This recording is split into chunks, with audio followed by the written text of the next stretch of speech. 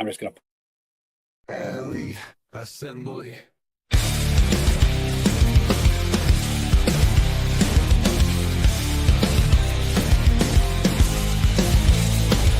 Step up and see flashes the ToyLeet crew. We're the kings of the game, yeah, the chosen few. From the shadows we rise with the rarest finds. Collect them, respect them, we're one of a kind.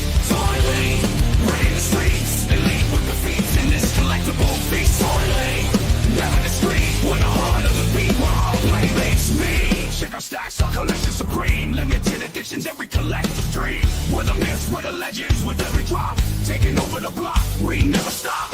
In the alleys where the echoes play. ToyLeet's the name, hear what we say. Rising, thriving, always thriving. In our realm we're always dropping.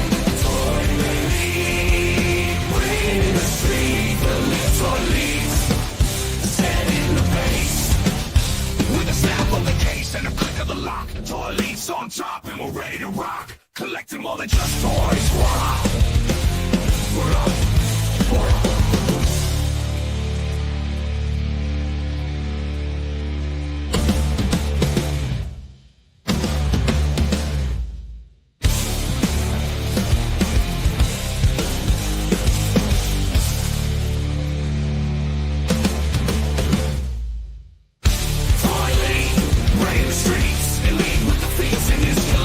Feast ToyLeet, never the street. We're the heart of the beat, where our playmates meet. We're the tree, we're the ToyLeet. What's the throne? Cause in this zone we never admit defeat. Come for the thrill, stay for the chase. ToyLeet's in the place, set in the pace. Yo, what's up, brother? What's up? What's up? What's up? How's it going, man? How's it going? Oh, doing good, man. Just, trying to stay thawed out, brother. Trying to stay thawed out. Yeah, I hear you, dude. That cold, it's definitely not too sweet. No. Yeah, I got one of my new figs right here, man. Just opened the nice. box today. Yeah. Nice. Came out good. Man, I'm good, man. Other than it being freezing up here, dude. Yeah. Luckily, like I went out today. Let me just tell you how my day went yesterday, all right? Got up. Woke up later than I wanted to because I went to bed way later than I wanted to Sunday night. And just in time to go to work. I work from home anyway on Monday, so it didn't matter. I just rolled out of bed, threw on a shirt, sat down in front of my computer, started working. Went and used the bathroom, and I was sitting there washing my hands, and I kept hearing this dripping, So I look under the sink, and I see underneath the bathroom sink is dripping, right? So I'm like, trying to get, of course, it's got like the really small cupboard doors, right? So I could barely fit my ass up in there, and I'm trying to see up behind the sink. I reached up there, and as soon as I reached up and touched, the whole thing just went down, right? Oh, man. So there's just like a pressurized water line, freezing cold water flowing all over in my bathroom, right? And of course, I'm looking all over in the house for a shutoff valve, and whoever had this place before I did took the shutoff valve out. Oh, no. So there's no shutoff valve. So I'm trying to find the main, right? So I finally figure that out. Shut that off, and then called up the landlord, because I rent this place, and he's got a guy coming over to fix it tomorrow. But then after that all gets taken care of, I pinched the line off and sealed it off, so I can use the sink still, but it's all just hot water. The flusher handle for the toilet breaks, right? It's like, son of a bitch. So then today I went out and got a new flusher handle. Man, you're just hitting every single thing. Yeah. I was like, fuck, yeah. Damn, dude. Damn. That sucks, dude. That sucks for sure. But, it's all good now, man. It's part of life, right? It's just one of those things. It's funny because we're having some issues with our water here where the water just like completely cuts off. There's no pressure and stuff. Yeah. So unfortunately we own the house, but we have a water system for it, so we got to reach out to the Culligan guys and have them come out and take a look at it. So definitely dealing with that is not a fun thing, man, for sure. No. Especially when it's really cold out, right? It's cold. Yeah, it's cold. Yeah, it's cold this morning we had -2, and it was, with the wind chill, it was like -15 here today. So this morning we woke up. So. Yeah, it was like -11 when I was dropping my son off at school this morning. I was like, I luckily, it's freezing. I pull out of a garage because I parked the car in the garage during the winter, and then pull out of the garage and bring them. So it's still freaking freezing, and you can't preheat the car in the garage because there's something about carbon monoxide or whatever. Right. So like, stinking stuff like that. But but yeah, dude, it's definitely definitely cold out, man. Yeah, I gotta say, dude, like I've had this guy on my desk for like 2 weeks now, and I was telling you this before we went on the stream, man. But like this, that's a cool like figure, man. I know I've not been like the biggest like Four Horsemen guy, like not because like they've done anything wrong or anything. I've never been like completely enthusiastic about their articulation and stuff at times, but this figure is just freaking awesome, dude. Yeah. Like he's But such a solid figure. Weapons, what you're detail. seeing in that figure is exactly what draws people to all the Four Horsemen stuff, right? It's just Yeah. the appearance and how cool they look just standing there, right? I mean, that's just Yeah, man.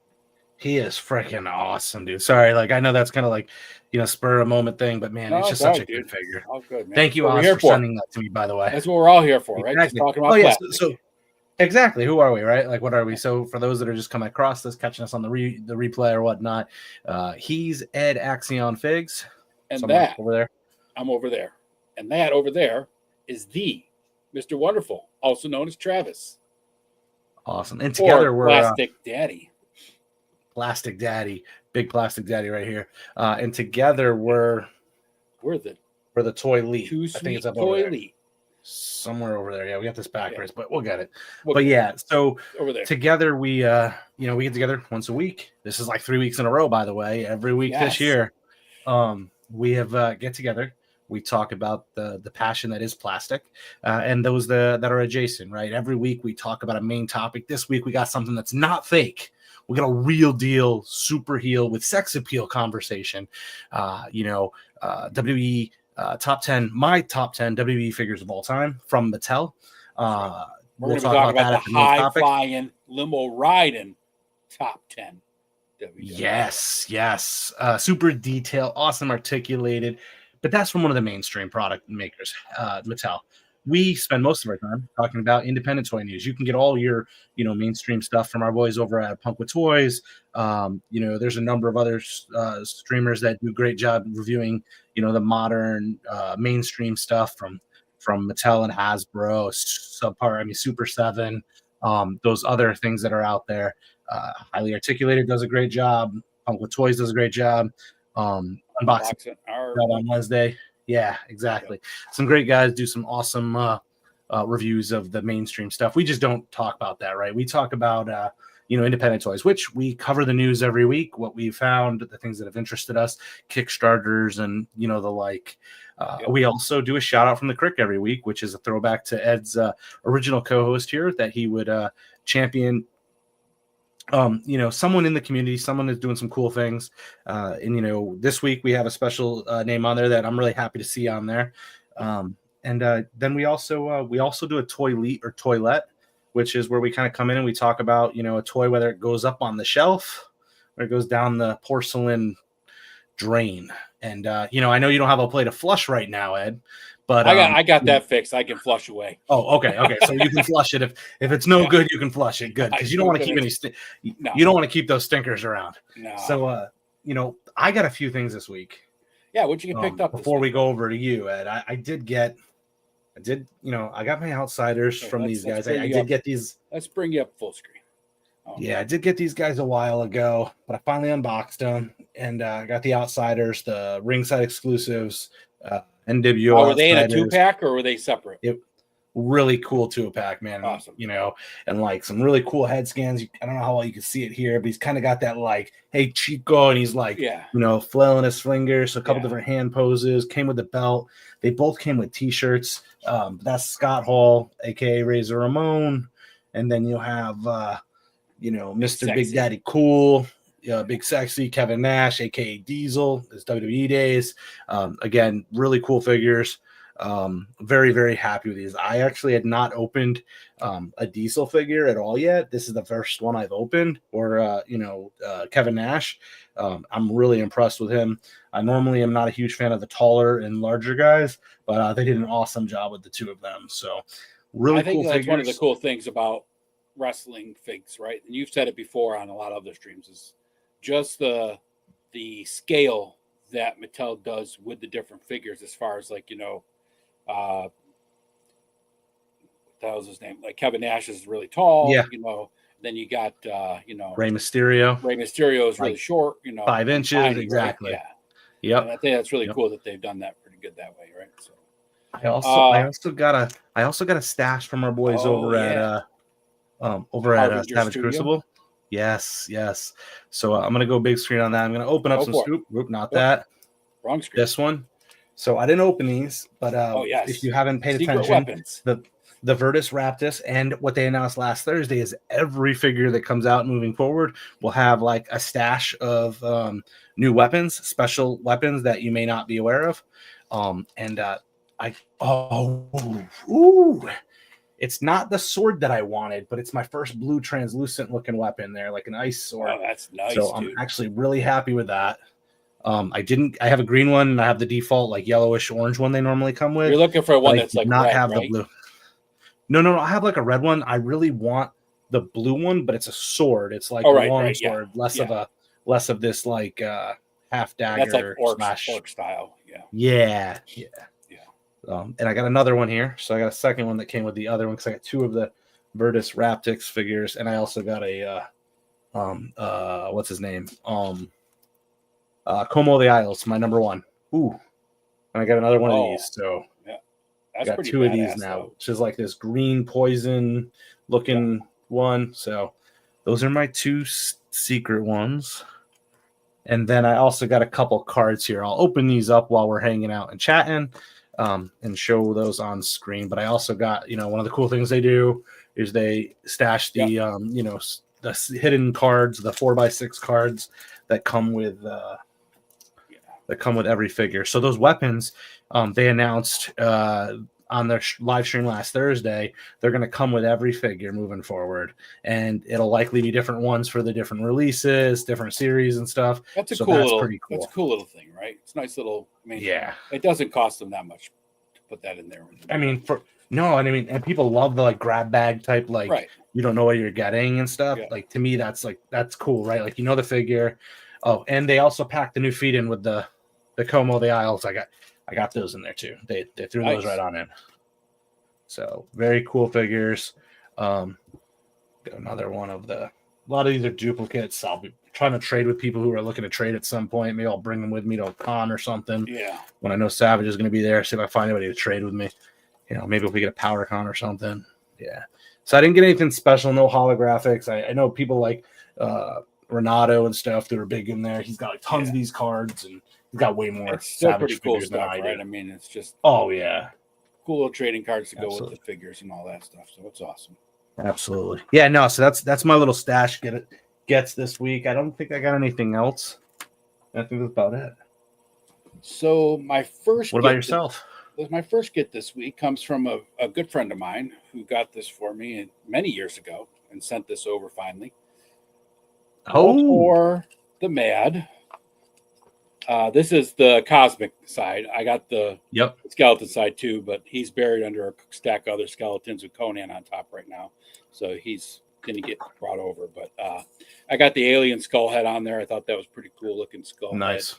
And he's an awesome early birthday gift I heard. Yeah, a little early birthday gift from my bro. This guy called Mr. Wonderful. It's a cool guy. I kind of like him and all. Yeah, he's all right, man. He's an all right guy. He's an all right guy, but he does.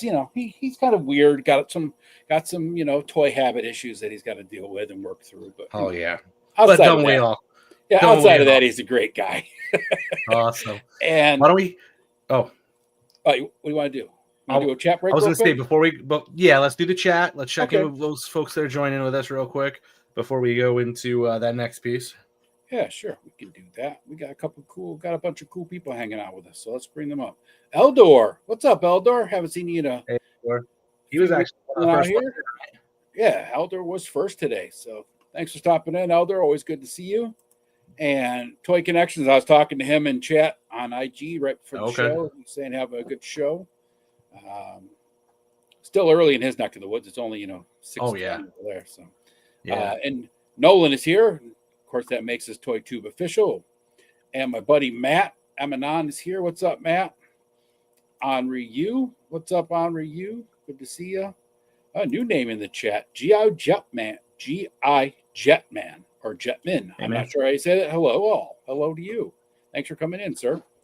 And our buddy over there at Payne's Toy Samples, Mr. Aaron, is here, stopping by to say hi. What's up, dude? Hey, brother. Good to see you. Brian at Endless Fables, what's up, my man? Saying hey, guys. The photographer right there. Go check his stuff out. Awesome walk photos for sure. And then we got this crazy bastard. Hello, friends. Oh, nice. What's up, Ted Darklaw, co-owner of Hella Dope Toys.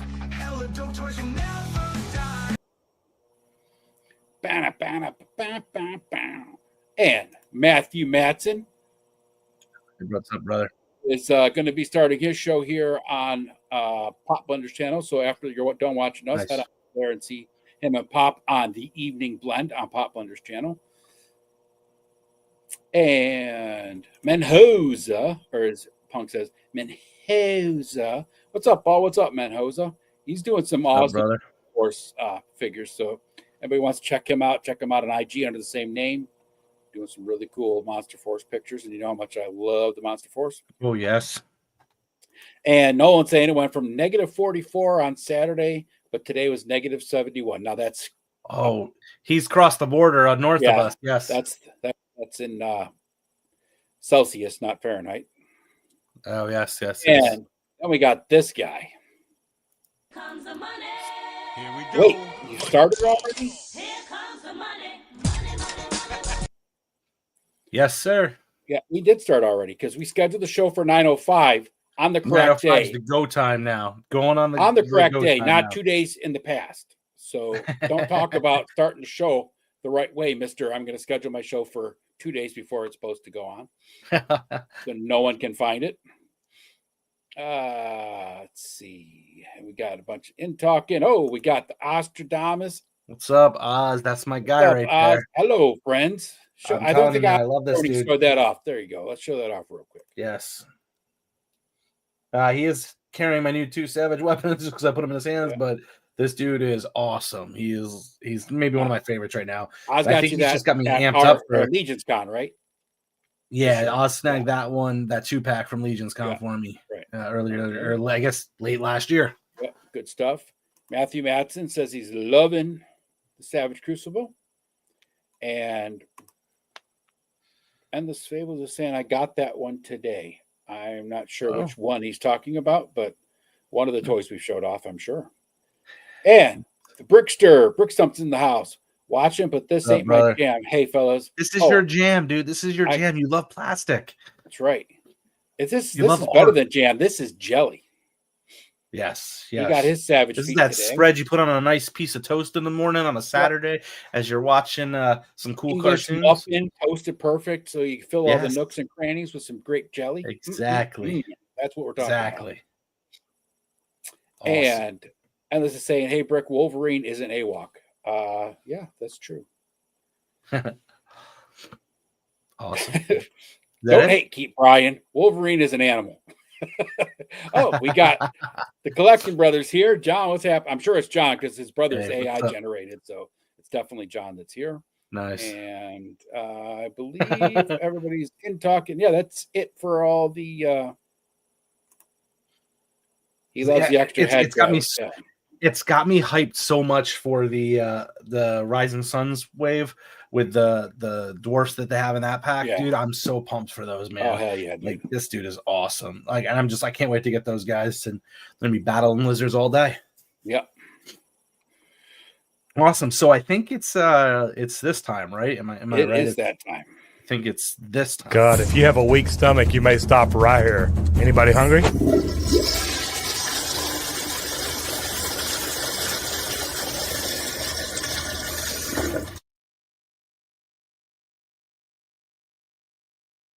Bam! So, I got Muff Toys, Protector of Metropolis figure. Okay, but Muff Toys is like a third-party toy, right? Or a third-party toy maker.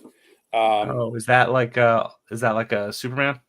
It's supposed to be Clark Kent. Yep. So, packaging. I mean, the box is pretty simple. It's just a coffin box. One small box goes inside the lid, right? But some really cool. It's kind of like same as a Mezco, right? It's got like three plastic trays that it comes with. But I mean, like even some of the accessories, he's got a bunch of hands, a cloth wired trench coat, extra tie and a belt. On the back, it comes with like newspapers for Clark Kent to, Oh, that's carry cool. around.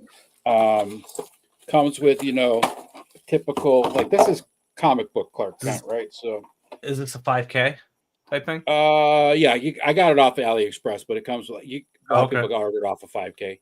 Got like a leather looking briefcase, a Superman head without the hat, an extra hat. Then he has like a press pass to wear, if he's going like into police cutoff zone or whatever, so he can get in, do his press coverage. Because Clark Kent has to get in to see the stuff, right? Press. Now, the figure itself, kind of like you, Travis, with that dwarf figure. I got this guy the other day, and I have been just tinkering with him nonstop. This guy is just so cool looking. That's clean, dude. Glasses are removable. Right? Yeah, glasses are removable. The whole front of the suit coat is wired. The tie is wired. And then underneath the white shirt is an actual like Superman top. So you can have him like ripping the shirt open to reveal the Superman thing. So is the Superman molded?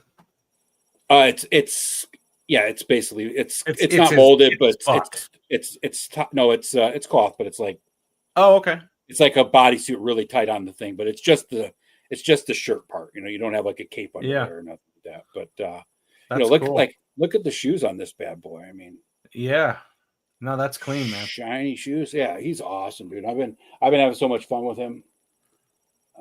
So if I played the flusher, it sounds like that would be a little too soon, huh? Yeah, definitely not in the flusher, right? Body's fully articulated, made just like a Mezco. So I mean, gorgeous stuff, right? Yeah. I see somebody just joined us. Largo look at over that. there. Mr. Largo's Lairs here. Jim, welcome, what's happening? Largo, good to see you floating back around, brother. Thanks for popping in. I'll give you a coffee. Cheers, working on over there. I'm sure you're drinking coffee. Yeah, Jim's putting out some videos finally. It's nice to see. Yeah, happy to see him back in the arena of toy collecting. So yeah, that definitely goes on the top shelf, not down the top shelf, or is it like desk worthy? Because I mean, like I feel like desk worthy is like a thing above the shelf because that means it's something like, you're hanging with. Yeah, for a couple years ago, last year that I worked at Winsmith before I quit, every day I was doing like a desktop figure, right? It was just a figure I took with me to work, take pictures of them, just hanging out by my computer at work on my desk, just posing them at work, right? And that'd be a figure that I'd probably take with me to my office daily and just pose on my desk. Absolutely. So he's sitting right here next to my desk now. He stands right next to the coffee cup, protecting. He's the protector of the coffeeist, not Metropolis. Good deal. Right now I got the Outsiders, I've got the Dwarf, and I've got the Monk from that same 2-pack sitting on my desk. Those are the only two that are worthy of the desk space right now. Technically, I have the Virtus Raptix and Como the Isles, but they're still in the box as that just came today. I had the Mythic version, the Mythic side to the Walter 2-pack that you sent me for my birthday there. I had that on my desk. Skeleton, right? Yeah, the skeleton part of it, right? I had that on my desk for all last week. I was tinkering with it every day. And then the other night I took a picture of him, but I had him stacked on top of a bunch of other skeletons for, skeletons for, and that's where he's still at. Absolutely. So let's jump in, right? We already talked about what we do and what we are, and we covered with the chat, checked in with everybody, did our ToyLeet segment. We're going to talk about what the main topic is. It's not fake, guys. It's about pro wrestling. Top 10 WWE Mattel figures of all time is going to be the main topic tonight. Ed will be discussing that with yours truly, and we'll go heavy into the top 10 figures. We won't spend a ton of time on it. Give a little insight, listen into the chat to hear what the chat has to say. Learn a lot about Travis's obsession with WWE and other wrestling figures, and why it's been. I'm by the creek where the water flows. We're shouting out to those who know. Spreading joy, sharing love, ToyLeet fam, you rise above. Shout out from the creek, you're the best. Hype up the heroes who've passed the test.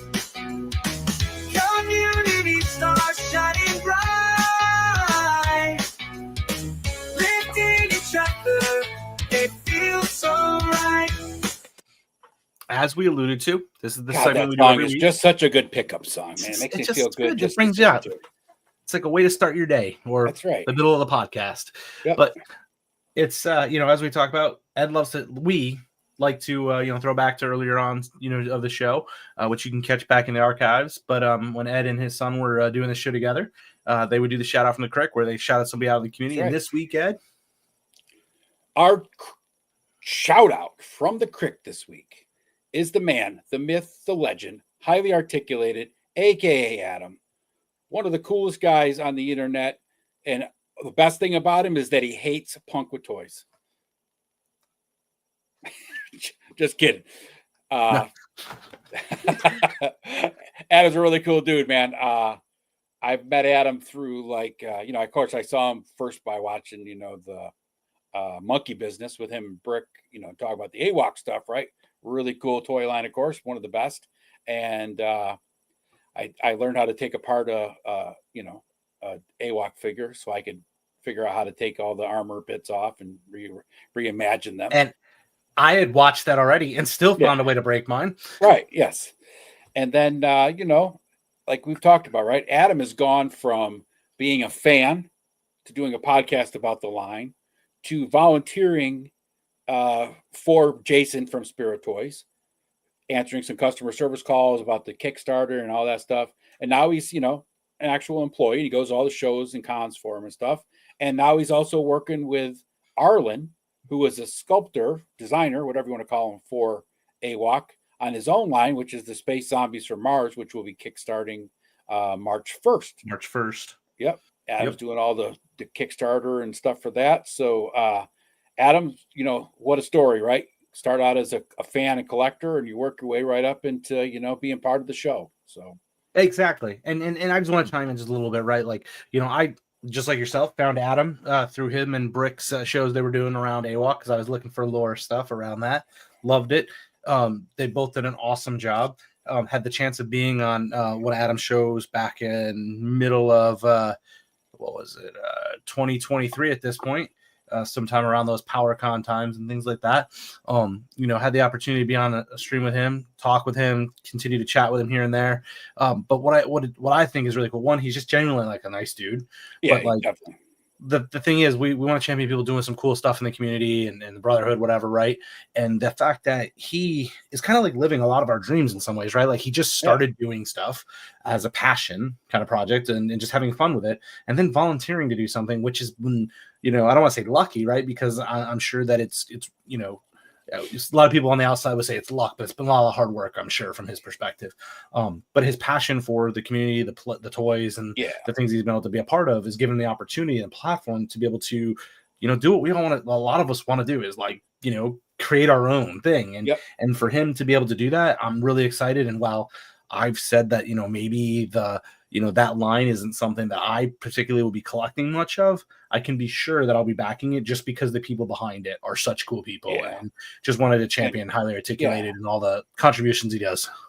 And Adam's a cool guy. He's one of those guys like, if you ask him and he has it or can do it for you or get it for you or figure it out, he'll definitely, drop and give a hand to anybody. I mean, he was doing hours of customer service work, which is nonsense for Jason at Spirit Toys without collecting a paycheck. So, I mean, that's the kind of guy he is, right? He was so passionate about making sure that line was successful that he took it upon himself to just say, hey, I will help you with this, right? So, which is just awesome. Which is just awesome. And, that was as a consumer of that product, I had interactions with him from that side of the line too. And, he's always on top of that. He came into the country for Legion's Con a couple years ago. I wasn't able to make it.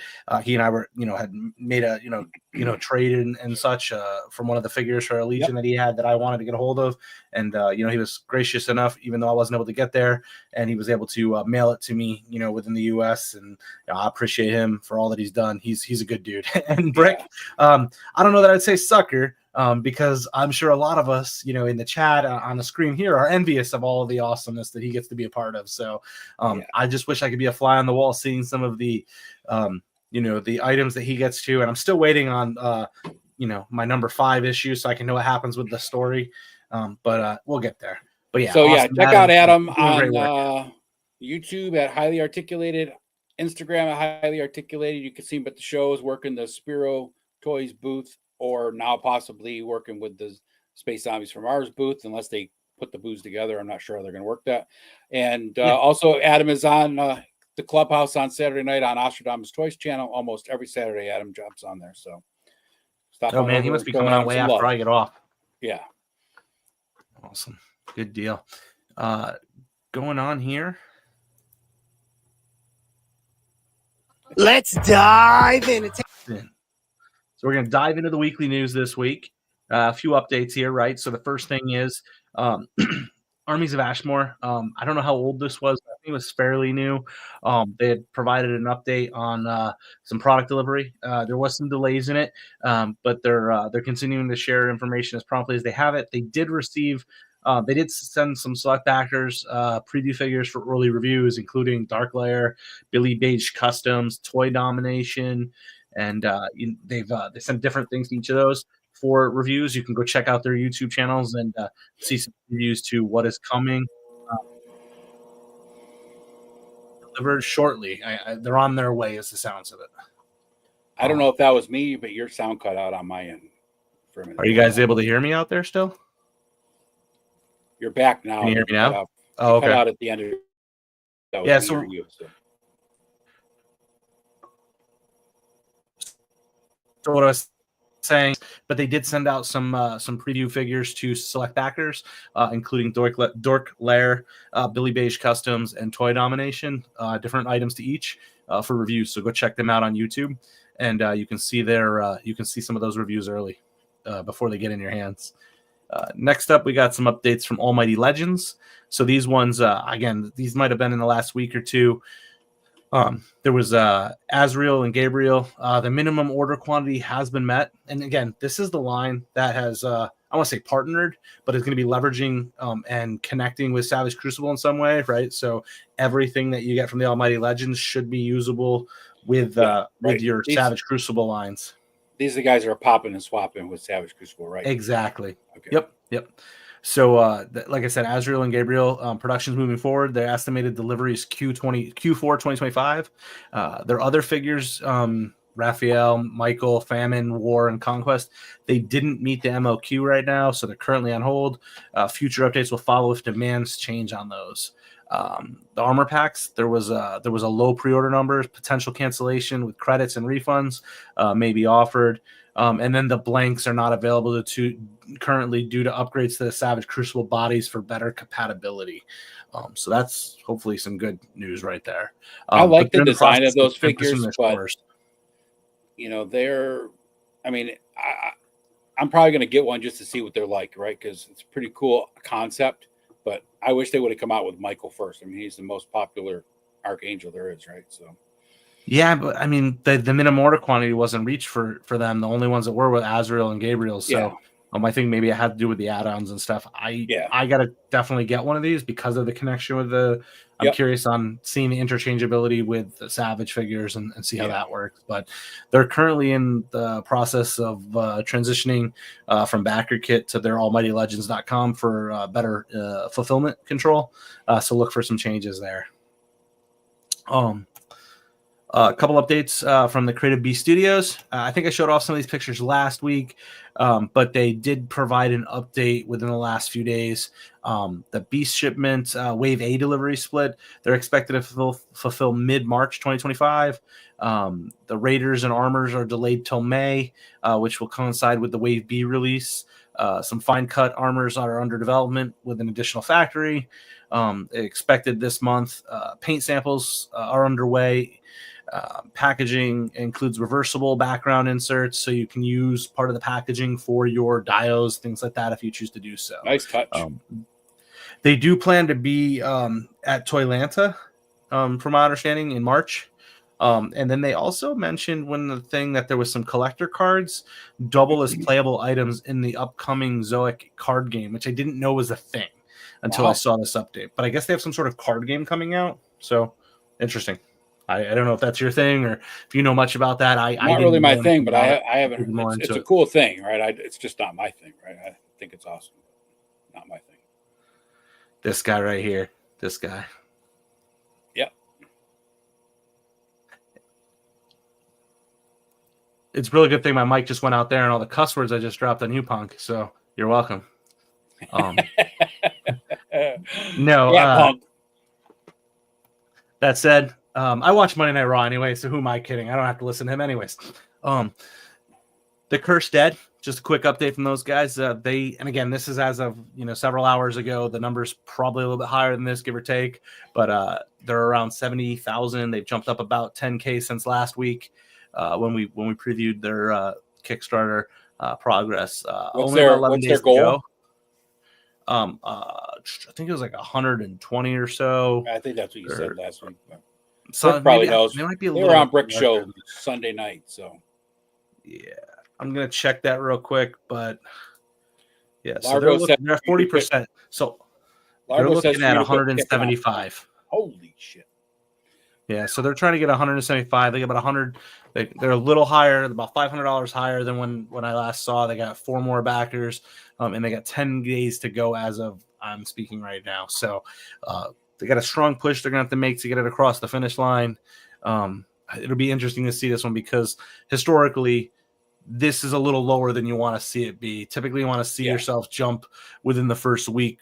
I've heard numbers as high as 40-50% before the first weekends, and depending how long the run is. And this is a high goal, right? Almost 200,000 is a bit higher. When they typically say shoot for under 100 for most of them. It's a lofty goal, a lot of options and stuff. We'll see if they can get there. If you're looking to back something, check it out. They have some lower, support goals, options if you want to, with I think the lowest priced figure being around $40. So give it a look. They got about 10 days to go. We'll keep you guys updated next week as we narrow in for the last 72-hour stretch. Quick update from Four Horsemen. Necronomicus wave update. Shipping soon. They're obviously they're on the water, as they say. Should be arriving in the warehouse in the next couple weeks. Pre-orders from Store Horsemen will ship immediately, and then you'll get your distributors and such. But this is a massive wave. I want to say there's 8, 9, 10 figures. There's quite a bit in here. That was one of the biggest waves for Four Horsemen was the Necronomicus.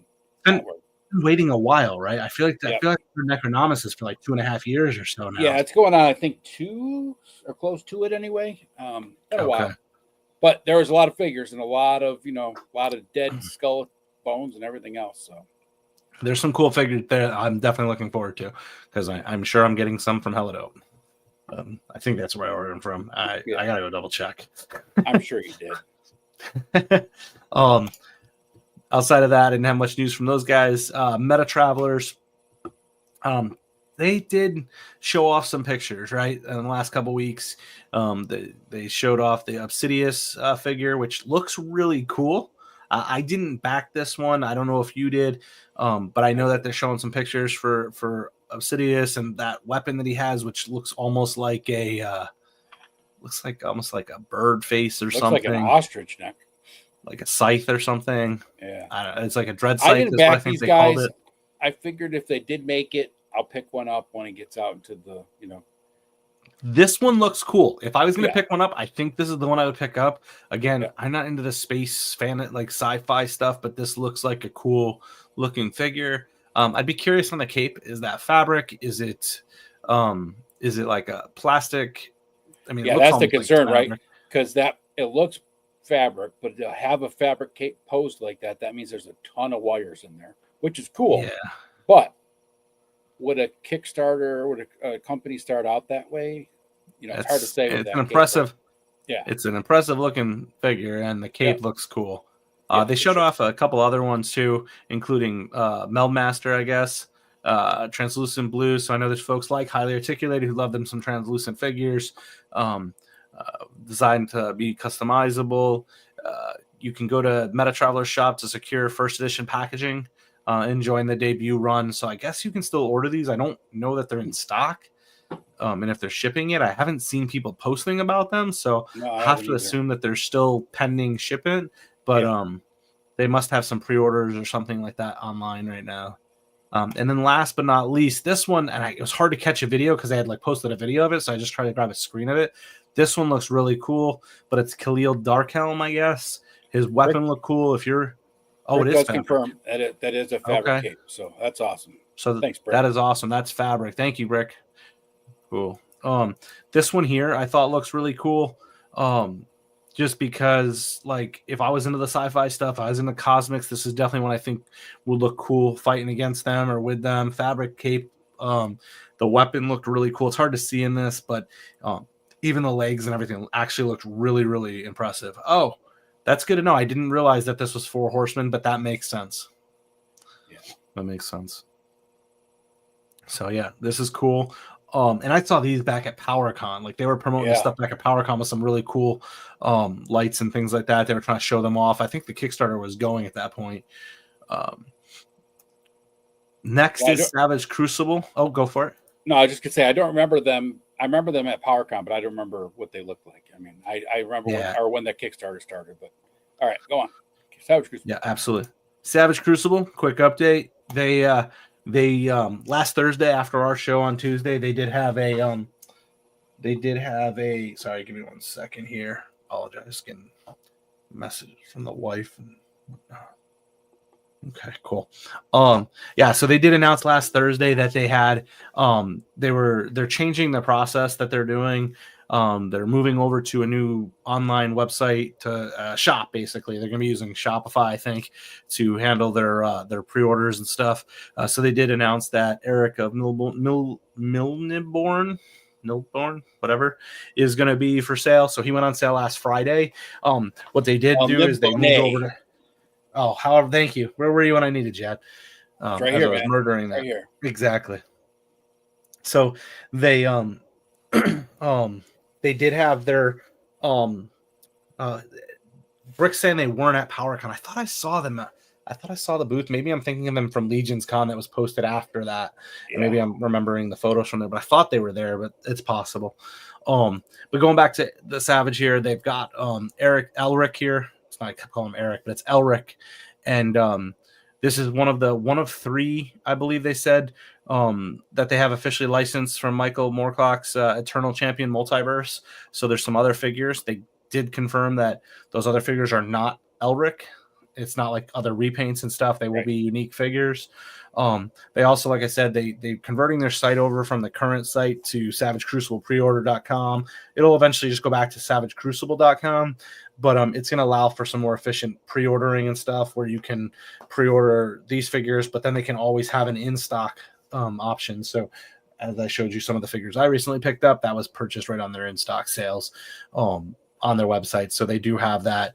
Originally they were saying they were going to shut off last Thursday or Friday and only go to pre-orders for the Elric figure. But if they have stuff in stock, you can still pick that up over there from them. These are only $45, and that's the cheapest it's going to be on the pre-order. Once it goes out to your other retailers and stuff, the price will be a little higher. And then once they have it on their site outside of pre-order, it again will be a little bit higher on this too. But one of the things they talk about is that there's a couple items here, including the flask that they have. It's a glow in the dark. They also talk about having the secret weapons that they'll throw in the bags, the random inserts. So you'll have those in this really cool figure. And again, they're targeting Q4. So that should align with right around the time they're anticipating the Fishmen from Wave 3 to come along. And they alluded to some more surprises throughout the year. So some cool stuff from Savage for sure. And last, or I guess not last but not least, but one of the next ones is Space Zombies from Mars. They showed off some figures. You sent this one over to me earlier today. It was the Space Zombies from Mars Science Division zombie. And this is from the Nameless Toy Company here. And our buddy over there, Highly Articulated. These guys are known for kind of like their curiosity and precision, more likely to dissect than destroy. The whole lore they got built up in the different space zombies is pretty cool, I gotta say. Yeah, the science zombies are more interested in dissecting the body as opposed to just eating it. That's pretty cool. Yeah, I'm interested in seeing some of these in hand, seeing some of the prototypes or whatever they have, because they're cool and I love the colors they're using for them. Yeah. And what's the gentleman's name that does the modeling for him? Arlen Peltier. Arlen, a great designer. Love what he does. He's one of my favorites. As a fan of AWOC, he does a great job with that stuff. So again, upcoming Kickstarter March 1st. We'll keep our eyes on that for sure. Last but not least was the Valaverse little preview they had. They dropped a hint of a new figure, a new weapon here. I saw this the other day, and I immediately thought maybe that's Pandora's brother. I don't know. That's my guess. What do you think, Ed? Do you have any guesses on it? I don't know how much you're following the Valaverse lore and figures right now and whatnot. I haven't been really looks cool. Much at all, but gotcha. That sword is pretty badass, or machete, whatever you want to call it. Yep. Oh, I just saw this pop up in here. What scale? Those are 1/12 cast. Yeah, they're going to be the same size buck as like Monster Force. So Monster Force, Joe's, Vala, like all that stuff, kind of in that military scale, right? Yep. Awesome. Cool. Yeah. So I saw this. I'm interested in this figure. Thought it looked cool. I know I've been getting out of the military line, but I thought depending on what this looks like, he's got that cool arm wrap.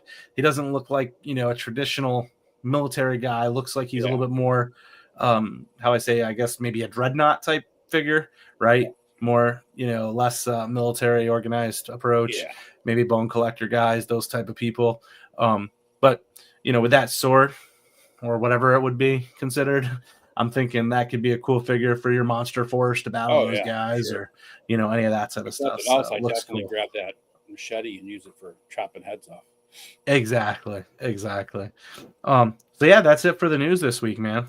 All right, let's do a quick run through the chat because we got a couple new people here. The Briscoe 1234 is in the house. What's up, Briscoe? And then Brick was pointing out the fact that the Diamond Select restructuring, hoping that doesn't interrupt, issue number 5 in the AWOC comics beyond that. Yeah, I'm hoping not. I've reached out to someone who's a little higher up the chain there, and I'm hoping it still comes at the end of the month because I really want to see that. But I don't know. Well, I immediately that's where my mind went when I saw that Diamond was doing that. It was right to the Sphero books. So yeah.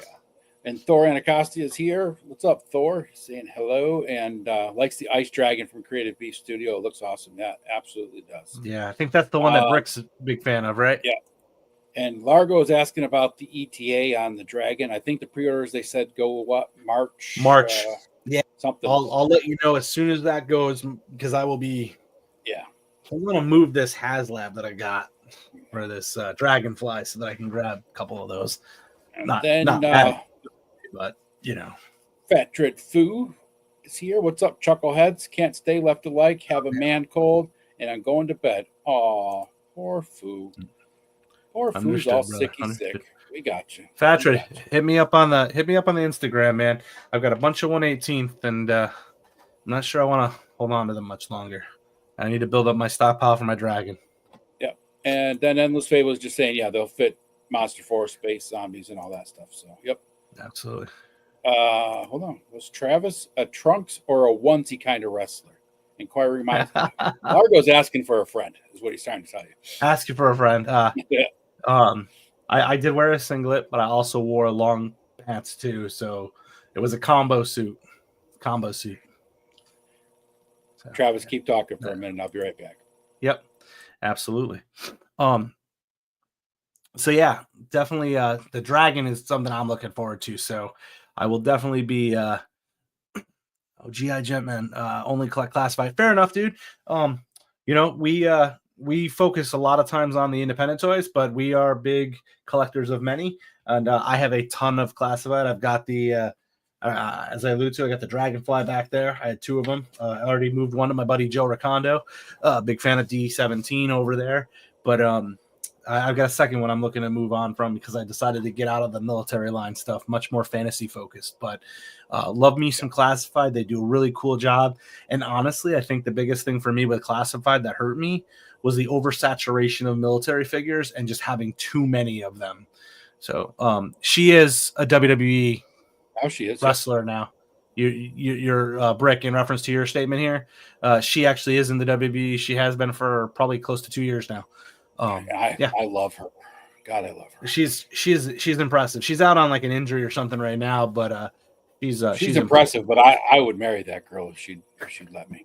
She would play the perfect Storm character in the movies. Like she just looks like that to me. Like she is tough and gorgeous and just a badass all around. Absolutely. Awesome. So Ed, you want to jump into the topic here? Yeah. So it's not fake. Anybody that tells you wrestling's fake, tell them to get out of your life because you don't need that kind of negativity. So moving into the topic, tonight we're going to discuss Travis's. This is Travis's personal top 10 WWE figures that Mattel has ever created. Mattel it's the official, though, right? Right. The official. It's official. One, right? 'Cause, I mean, nobody else is probably a bigger fan than you. I mean, let's be honest, right? So Mattel picked up the license in 2009, started sending figures out to the stores in 2010. So it's been a good, going on 15 years that they've been releasing figures. So Travis is going to go through his top 10, which is the official top 10 best WWE wrestling figures ever made. Most of them are newer last few years because, of course, first couple of years of a figure run is, usually has a couple winners and a lot of needs improvements. But, they'll keep going. And we're going to run through Travis's. But to be honest, as Mossman said, if it's not Mr. T, all the Travis's list is wrong, and we're just going to delete it. Awesome.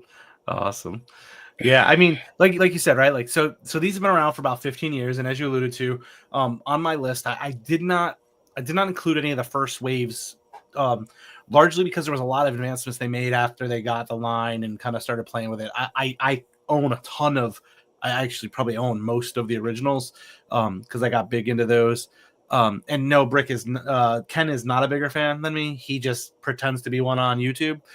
He's also a Bret Hart fan, so that negates him by like 20 points and puts me over the top, which, I mean, makes total sense. And I can guarantee you guys all this, Bret Hart is not on my top 10. He wouldn't make my top 20. But that's just because they haven't done a good head scan, in my opinion. So we're going to start a different list. We're going to run through a list of top 10 Cosmic Legions. Thanks, dude. Thanks. I appreciate it. But yeah, like they did a great job. Jax had these toys, and let's be honest, like WWE Mattel figures, like I thought this was a cool topic to talk about as we're kicking off the year this year. Just because it's my gateway. It's my gateway drug into plastic. Jax figures, I did have those, and I had a lot of figures growing up as a kid, but I didn't really dive in and go so deep until the Mattel line came out, because as we talked about, looking at these two figures, you got Big Daddy Cool and Razor Ramon, distinctive scale differences between them. So, back to back, you can see the difference. And for me, that was such a thing. Like when they did that, because they were like the first ones to really, address that. And to me, that was huge when looking at that. Let's go back and do just a quick, brief history of why do you love wrestling toys so much? Because wrestling was your gateway into collecting all the other things that you collect, correct? 100%. Yeah, wrestling is really what got me in. Well, yeah, I mean, wrestling's the thing I remember. It's like if you ask me what my youngest memory is, it's wrestling. I think back to Hogan and Macho versus I think it was Big Boss Man and whoever, and Liz and Saturday Night Main Event. Like those are like some of my earliest memories as a kid growing up, and all my toys became wrestlers. And when I finally could afford wrestling figures, I bought wrestling figures as an adult for my kids. And you became a wrestling figure for a while, right? Became a wrestler for a while in my teens and my early 20s. I jumped on the back of King Kong Bundy and beat the crap out of him. I was kind of like Hogan. I almost body slammed him, but my back gave out, so, that didn't really happen. I did jump on his back and then he threw me. So, because I was like a fly compared to King Kong. But yeah, and he could rip up a bathroom in the locker room too, but that's a story for another day. Yeah. So yeah, huge wrestling fan.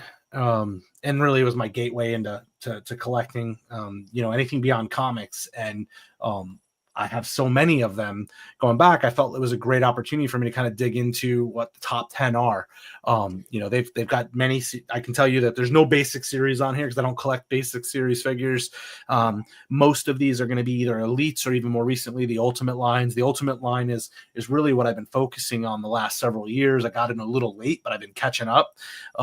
Those came out in 2019, so they've only been doing those for the last 6 years, but they're more of like your more enhanced deluxe figures with all the additional accessories and some extra heads, and they've tooled them to be much easier to pop and swap arms and the heads, and they come with more cloth goods instead of plastic.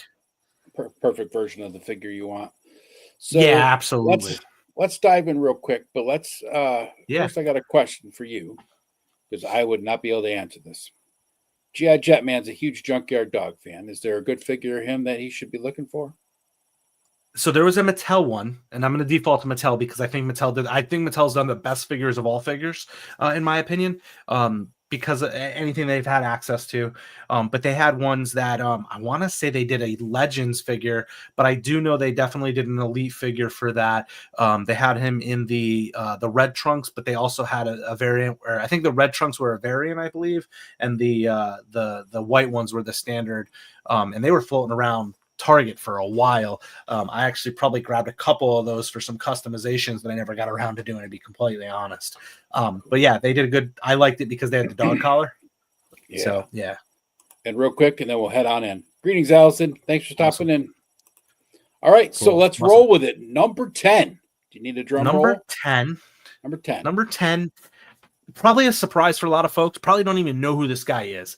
But Eric Young, big name in TNA, was their champion for a while. But he came to WWE for a little while. It was in NXT, but then he made it to the main show. He was on SmackDown for a bit with a group called Sanity. He had like a kind of crazy, kind of like darker look to him, more rugged. But I like this figure because I think they got his at that time. I think they did an amazing sculpt. They used that True FX technology that they'd introduced in like 2017, 18, somewhere in that range. But what I loved about this one was the accessories of the coat, the fact that he had a couple swappable hands, and more importantly was the tattoo work on him. He had a bunch of ink done over the years, and the coloring that they had on the tattoos was really, really impressive to me. Between that and the tights, I mean, the articulation is the same across most, but they just hit his likeness so perfectly. He's actually one of my favorite figures from WWE, especially in the last 8-9 years. Now so, this is just a stock picture, right? Yeah, this is just a stock picture. I didn't go through and grab all mine. These pictures. So you have this figure on your shelf in your collection somewhere. Yes, well, so these are elites. They don't make the shelf at my house. Right. Actually, that's not true. Some elites do make my shelf, but those are typically because you won't see them in the ultimate. The shelves are my ultimates. The elites typically go down in the basement with the rings and the cages and the arena. Okay. And my son and I, we clang those together. But yes, I do have every one of the figures on this list. All right, perfect. All right, so that's good. Absolutely. So I don't even know who this guy is. When was he wrestling? So he was wrestling. Eric Young he still wrestles. He was wrestling in TNA most recently, but he was in the WWE for a while. I want to say he was there in 2016 to like 2020. And then I think he left and then came back briefly and then left again during the COVID pandemic. But he was in NXT, their kind of development system, for a bit. And then he got rolled up to the main show, spent a year maybe on SmackDown, and then just kind of rolled off. He's way better than they gave him a chance to be in WWE, but this character and the group that he was a part of was, I like the way and look and how they are. He's actually from Canada. Surprising, believe it or not. Canadian made my list. All right. Canadian made your list. Wow. We better stand up and sing the national anthem for Canada. All right. Let's roll on to number 9. Who do we have? Number 9. Number 9 is actually someone most people will be familiar with that followed wrestling even briefly. This is Sting. And this is his a different appearance. I want to say it's probably one of the only times he used this appearance was at WrestleMania 31. I believe it was the one when he wrestled Triple H. But basically he had the red coat, the trench coat, but he was in the traditional crow mask face paint with the black. I mean, he spent a while as Surfer Sting. I found some Surfer Stings. couldn't pick one that I wanted to put on here because the bodies were a little bit bulkier than I like to see, and He I just started didn't out feel as like a it really Surfer Sting, covered him. right? That's how he originally started, right? If I Yeah, remember he correctly. originally He wore started the out as a Surfer Sting. bright colors and the buzz cut, flat top. Yep, believe it or not, Right. him and the Ultimate Warrior were a tag team for a long, I won't say a long time, but early on in their careers, they came in together and went their own ways. But he was Surfer Sting in WCW, eventually turned to the Crow back in the mid-late WCW 90s when the NWO was a big thing, and he kind of carried that Crow look all the way through until his retirement with some alterations, sometimes using multicolored Joker looks to it and stuff.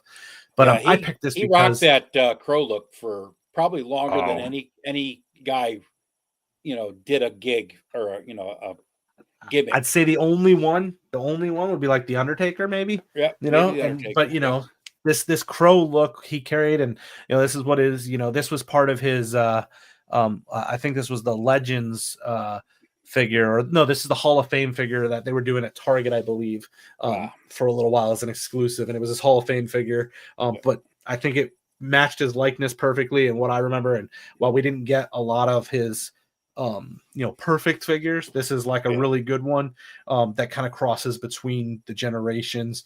Definitely an older look to his head sculpt, but we're still pretty happy with it. Now, is this the one that the Aaron the Black Knight likes?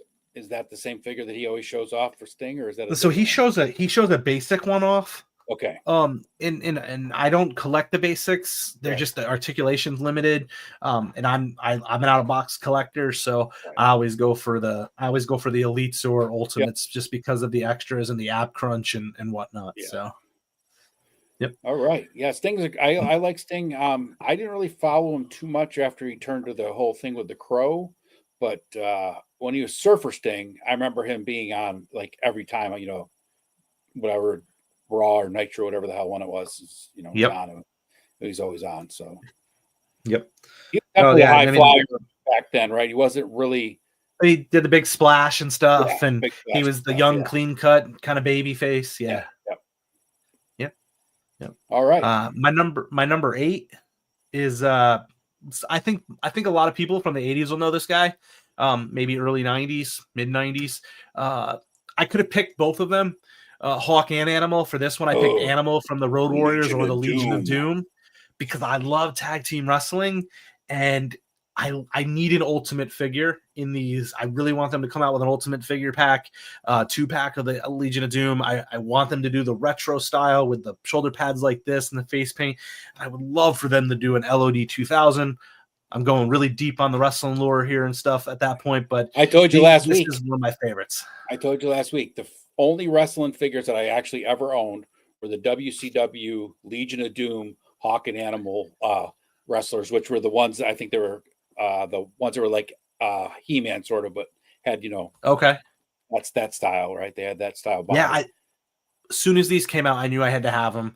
They hit the bodies perfect. Like Animal was thicker and more beefy, like this one, and Hawk was still beefy, but he was a leaner, taller looking figure. Hawk was an animal. Shoulder that guy, pads. Hawk wasn't the animal, but Hawk was crazy, dude. That dude was a jack motherfucker. Yeah. No, they were both really cool. I love the tag team wrestling, and I loved them. I could have put them both here side by side, but I picked Animal because I liked the bulkiness to the figure. I thought they did a really good job with him. His proportions and just it was interesting to see. Good. Like they were around for a long time, and a lot of like WCW and AWA wrestling and all that kind of stuff, right? And then when they got a little more mainstream, it was funny to see like what was it, Demolition. And so Demolition was WWE's way of combating the Legion of Doom Road Warriors. That's what I'm saying, right? They inspired, like several other groups, right? There was Demolition, there was one other one. Well, they did the Barbarian and what's his name? I always forget so you had Demolition, and then you had the Powers and Paint. Powers of Pain. Yeah. Yep. Yeah. And honestly, I bought a number of these because the Powers and Pain, they didn't have them at the time, so I actually bought 2 packs of Animal and Hawk, so that I could then pop and swap them for some Jax figures of the Barbarian and I can't even think what his name was. but the Powers and Pain figures. So they eventually came out with them, but these were like my favorites of them. I love the face paint again, coloring. They just did an awesome job. But I need these in Ultimate figures. And these were the second release of the LOD because they did a Legends wave that they did back in the day when they first got the licensing and stuff, where they were not properly scaled in the bulkiness wasn't there. And the molds, just the bucks weren't as good as what they eventually came out with when they released these ones. I want to say these are probably like a 2015, 2016 figure. Cool thing is though, too, like with this figure and Anna or Hawk too, right? I mean, like even making like a post-apocalyptic, Road Warrior type figures and stuff, you could definitely make them with take some different paint to the armor, the shoulder pads and stuff. You could definitely, work that in too. So it was perfect. Use it for a lot more than just wrestling. Oh, there's a set of figures that didn't make the list just because I didn't put them on here. They're the Viking Raiders. They are Vikings. They're really Raiders. Cool looking figures. I've seen others take some of the head sculpts, and I've seen others take some of the armor and stuff that have come with those and do some customs fantasy looking figures too. And it's interesting because you can see it, and as soon as I'm like, oh, that's a WWE piece right there because I've got a bin of those accessories. But Animal and Hawk are awesome figures, and their second renditions, the non-Legends versions, the standard elite ones that these came out with were awesome. So that was my number 8. All right, number 7. Number seven. It was hard, but this is a Bray Wyatt or the Fiend. It was one of Bray Wyatt's alter egos. Bray Wyatt has to be one of my favorite wrestlers in the last 40 years. I'm 40, so he's someone who unfortunately he had an untimely passing almost 2 years ago now, and he would have been a mainstay on the roster for years to come if he had not passed early. His mind for wrestling was amazing. It was actually, I knew I was picking a Bray Wyatt figure. This was not the one that I put on the list originally. I actually put the first release on there. But because it was such an early release, the figure didn't have the design that I could appreciate as much. Though I love his original release because it came, they did the 3-pack for the Wyatt family, and one of them came with the chair that was, a mainstay in his character. But this was one I picked. I thought it was awesome. This is an Ultimate. Now this figure, from what I'm trying to figure this out, but it looks like he's got a jacket and then 2 extra arms, so he has a full sleeve jacket. Is that what's going on here? Yeah. So this is the Ultimate. This is an Ultimate figure, and this is based on his Royal Rumble 2020 attire. And what this is his shoulder, the arms pop out at the shoulders, and that coat goes over. And I actually somewhere up there, I don't know where he is. He's up on the shelf there somewhere. I have this one specifically, but he was an Ultimate figure, and he's got pop the shoulders out, you put the coat on him. That's how I have them. I have the coat over them, and I have the 2, fully cloth sleeves there. And he basically, on his hands, it says like hurt and heal on the gloves, and just the detail to his tattoos and the face mask that he had done for this character, which is all kind of his own creation. I know that you're a huge fan of the tattoos being correct. I remember many toilet segments ago, poor Cody Rhodes got flushed down the crapper just because his tampo on his tattoo was not done well. Yeah, I'm not a fan of the way that and it's unfortunate because where he has that tattoo, it's hard to put it in a proper placement for an action figure because he does really have it like where it would almost overlap with the jawline and the neck, but because of the seam of how you build and articulate a figure and the neck ball and the neck joint, you'd actually basically just have to make like a solid neck and headpiece and then not have any articulation there in order to do that correctly. Exactly. Yep. So this is my number 7. They did an awesome job with it. The accurate tattoos, and he's got that nightmarish, creepy kind of Friday the 13th character to him. Did a great job. So I picked this one as my representation. I always like Bray Wyatt with his different personas that he came out with all the crazy. Played all over, man. Did the Pee-wee's Herman stuff, and then did this, and he had I loved his character. He's a great performer for sure. Absolutely. Yep. Awesome. All right, moving on to number 6. We're almost halfway there. Yeah, halfway there. So again, another one with crazy amounts of deco. They did a number of Finn Balor's. This is the Demon King character, though. Yep. So this one came out, and it ties back to his NXT Takeover uniform. It's one of the first ones, but they did such a good job with the tattoo, or not tattoo, I'm sorry, the artwork, because it's all body paint that he wears, and he would do this as his character when he wanted to kind of go all out and not just be Finn Balor. He wanted to be the Demon and kind of let out like a uniqueness to himself, and this is something as a throwback to what he would do over in New Japan and stuff, where he would paint up and do this. So when they did this character and he had the hat that he could wear, I was really impressed. And it's actually one of my favorite figures. And actually my youngest son really enjoyed this figure when it came out because of the deco and whatnot. So they've done some other releases with similar, but I kind of gave this one the top one because it was the first of the Finn Balor's that had the Demon King approach to it. What are the accessories that he comes with on, like the not the small things? Big things over so the small things clip to his wrists to kind of be like dangling off his arms. The one off to the right of his hand is like a headgear one that goes over his head to make it look like his long hair.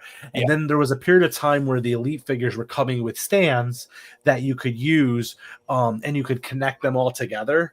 Each figure would come with the same type of stand, and then it had this cardboard slot that could go. So it looked like a backdrop kind of thing. Okay, yeah, cool. Exactly. Yep. Awesome. I like Finn Balor, especially when he came the Demon. That was pretty cool. He always had like the dreadlock looking things and all that stuff. So kind of like a voodoo style thing. It was pretty exactly. Cool. Exactly. Yeah, I love that anytime they do something unique and different. So that's why you'll see a number of the figures that you see on this list. All right. Halfway home, number 5. Number 5. This is a big one. This one could have climbed up the list a little bit, but I held it here at the number 5. And this is the Shawn Michaels Razor Ramon WrestleMania 10 special 2-pack, where it's based on the WrestleMania 10 Madison Square Garden historic ladder match where they're fighting for the IC titles. I love that they came with the ladder. They did the throwback Shawn Michaels with the full-on mullet. They had the one of my favorite attires where he's got the white pants and the broken heart with the red and whatnot. They came with a number of hands for each of them. They also have the vests for both guys that they wore. They even got Shawn Michaels down to the glasses that those big circle glasses that for some reason in the 90s I thought looked really cool, and I had to have a pair of those. And I probably looked like a complete doofus. We all had the big glasses that were not cool, what we all thought they were. Yep. And then they had Razor with the gold chain. So they did an awesome job. These are not Ultimate, these are Elite. I would have loved to see this pack get the Ultimate Grail. It is an Elite set, and you can tell that by the ab crunch. But they did a great job with it. Nonetheless, I was really happy with it, and it's one of my favorites. Top 5 here. Have they done a Shawn Michaels 2-pack with Jannetty as the Rockers? They did in the Legends line. They're both wearing the yellow Rockers trunks. I do have those. But those were earlier on, probably closer to like the 2012, 2013 time frame. I know there's no love lost between those guys. So they've reconciled the relationship over the years. But Yep. For sure. All right. Yeah, that's pretty cool. This is cool accessory stuff, right? Because you got like the ladder and just the vest you can put on. I mean, you can put them on anybody if you're just, looking to make a custom figure or whatever, right? I mean, so many accessories in a bin. I literally have a blue tub, like one of those big blue Tupperware tubs, like the big ones, like probably 30, I don't know if it's 30 gallon, but it's a big tub, and it's full of Elite accessories because those are the ones we just play with and we use them. And most of the time they're just getting banged around. They don't go on the shelf, so I don't save the accessories on them. So oftentimes they just get thrown in the bin with all of the tables, ladders, chairs, and cage framework and all that fun stuff. Awesome. So all right, this is a great figure. Moving on past number 5, what were you going to say? Yeah, number 4 is a YouTube celebrity, Mr. Logan Paul. One of my favorite figures and one of my favorite wrestlers that's come out in the last 10 years. He's awesome, but this is in his debut gear back at WrestleMania 38. I I'm so happy I bought this figure because it was a limited run that you had to get through Matty Collector. I think these things are selling. At one point I saw them selling for like new in box $200-300 because it was a limited run that you only could get through the Matty website. And I don't think people thought he was going to be all that, impressive, but he as a wrestler has impressed even people like me as having gotten the ring and wrestled. And seeing what he's done has been very impressive over the years. Very excited to see him come back as of an announcement, last night. He's on Raw and we'll get to see him. So I'm looking forward to hopefully seeing him come back at Royal Rumble in a couple weeks. But I think this is it's a so great funny. figure. I think it's really funny because, we all know wrestling isn't fake, right? But so many people just hate Logan Paul because of his persona, right? Even though on YouTube, on all of the social media, and even in the wrestling world, the whole persona is just fake, right? But people are just that egotistical jerk. He just comes on to wrestling thinking he can jump in as a headliner when he's, fresh off the, whatever. It's like, wow, yeah, people take this shit some serious stuff, right? But he moving around the ring, he did some crazy stuff in the ring, dude. Such good stuff, like the things he does. And one of the things I think is really cool is that they had I just found this out in the last few weeks is I saw on back when he first started being a part of it, he had introduced the idea of why don't we use a drone in the arena to get some cool angles of some of the things he was going to be doing. And they were kind of hesitant, but then they introduced it and they started doing it, which go back to, when they debuted on Netflix, they literally were using the drone to record so much stuff and give all these cool, unique angles we had not seen in the production of wrestling ever. And it's really cool. But he's brought an element to wrestling, which is we've had David Arquette, we've had your Mike Tysons, we've had your, other Hollywood celebrities, whether it be from an in-ring competitor to, Floyd Mayweather, who, boxed against the Big Show years ago. Right. But none of them have been able to do what he's done in that ring. He's gone over to Saudi Arabia and stuff and main evented against Roman Reigns for the title and actually put on a match that was enjoyable. So this figure, he's a different, has been awesome. He's different, right? I mean, he's an athlete. You had Mike Tyson, you had Merriweather, you had all these guys that came in and did their little shtick. Even Snoop Dogg in the last year, right? Yeah, dropped an elbow, right? I mean, the closest thing to what we got with Logan Paul would probably be like when Mr. T did it with Hogan, right? Where he actually wrestled in the match. Most of those guys don't really wrestle in the match. There's always a gimmick. He's a boxer and he's a wrestler, or a movie star that's just, like when Seth Green got taken out by Randy Orton, Johnny Knoxville, all those guys, right? It was just a stunt. This guy, I'm going to cross over to this wrestling thing and do it legit, right? I mean, that's cool. Well, people might not know this, but he and his brother were both really, really talented high school wrestlers. Over in Ohio, and Ohio has a very, very strong, amateur wrestling programs throughout the high schools there, and they both were very, very good at that before they became these internet, celebrities. And Jay Leno, I did not know won the championship. That would have stumped me. I know David Arquette did, but I did not know he did. But I'm all about this figure. This figure is awesome, down to the point that he's literally got like a graded PSA Pokemon card on the chain around his neck that he comes. Oh, really? That's awesome. Yeah, and just like the Bray Wyatt figure, you can see in this that he's got the arms that are in the sleeves and the coat that comes off, and he could put on he can put on the full arms. So if you wanted him in ring gear or you wanted him ready to wrestle, but amazing figure. He's actually up on the shelf right here, and he's rocking the jacket and the glasses and everything. But this is a great figure and definitely a top 4 for me. But this was one of my first Ultimates too. Well, it's a good investment because, if it's a popular figure and it's a short run figure, then better to have it in your collection, right? Absolutely. Yeah. So worthy of a top 10 list. Definitely. They did a great job with this one for sure. My top 3, number 3? One of my top 3. I am. Number 3 is a big one. Now just remember, people, this is not only Travis's list. This is the official.